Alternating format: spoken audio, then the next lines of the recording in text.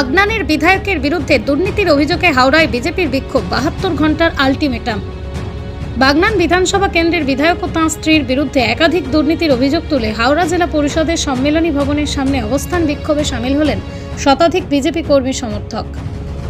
শুক্রবার বিকেলে এই বিক্ষোভকে কেন্দ্র করে এলাকায় উত্তেজনার সৃষ্টি হয়। বিজেপি নেতা প্রেমাংশু রানার নেতৃত্বে বিক্ষোভকারীরা জেলা পরিষদে একটা ডেপুটেশন জমা দেন।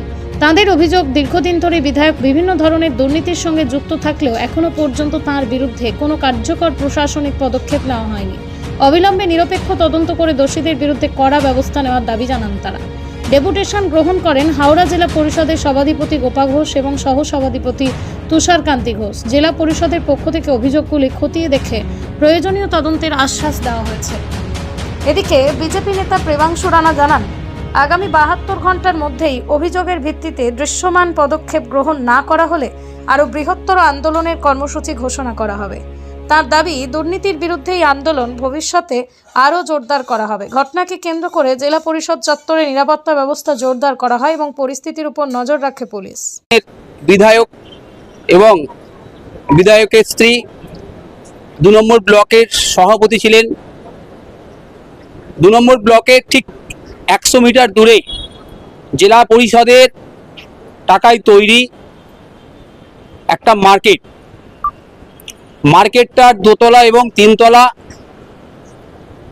নিজে ব্যক্তিগত স্কুল তৈরি করেছেন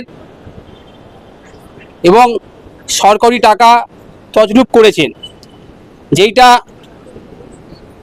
আমাদের অনুমান মোটামুটি 200+ ছাত্র ছিলেন এবং তার ভর্তি এবং প্রত্যেক মাসের ফি নিয়ে 1,80,00,000 থেকে 2 কোটি টাকা তছরূপ করেছেন। যদি ওই টাকা জেলা পরিষদের 50% দিত, জেলা পরিষদের ওল্ড ফান্ড বাড়ত। 22 সাল থেকে কোনো রকম টেন্ডার নেয়নি। আজ 31 তারিখ, এই 22 তারিখে ই টেন্ডারের শেষ ডেট ছিল। এই ব্যাপার যে স্বামী স্ত্রী মিলে গোটা বাগনান বিধানসভায় 13টা অঞ্চল এবং 2টো ব্লককে পুরো শেষ করে দিয়েছে। এই জেলা পরিষদে আমরা সভাধিপতি ম্যামকে এবং স্যারকে বলে গেলাম, এই প্রথম নয়, আরও 8 থেকে 10 বার এসে আমাদেরকে বসতে হবে। জেলা পরিষদের টাকা বিভিন্ন জায়গা থেকে নিয়েছে, বিভিন্ন জায়গা খাতে দেখিয়ে কোনো কিছু হয় না। সেই তছরূপ করে সরকারি টাকা তছরূপ করেছে। ব্যক্তি ওনারা তো এসেছেন বাগনান থেকে, ওনাদের ওই এলাকা থেকেই তৈরি হয়েছে। তো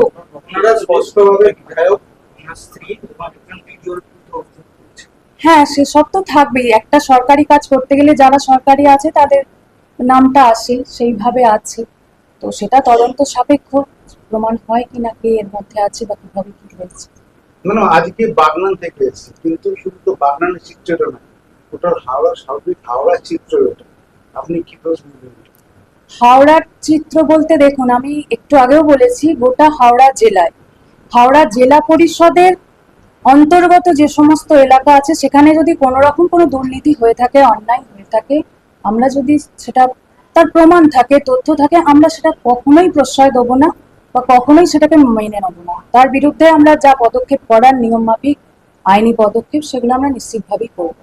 জিরো টলারেন্স নীতি আমরা যেমন সারা রাজ্যে দেখছি, আমরা তো সেই রাজ্যের মধ্যেই, তো জেলা পরিষদও তার বাইরে নয়। আমরা সেই দিকেই নজর রেখে কাজ করব।